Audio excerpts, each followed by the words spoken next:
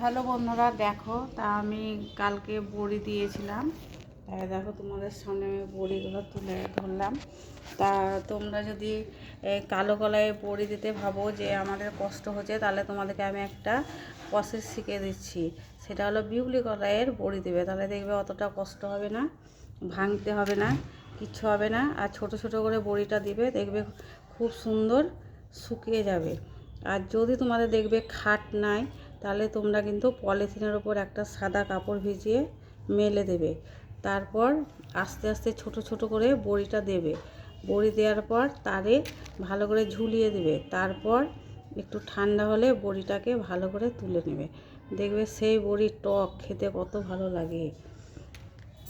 আর আমরা তো কালো কলাই বড়ি দিই না বন্ধু, অতটা আমাদের প্রচুর খাটনি হয়।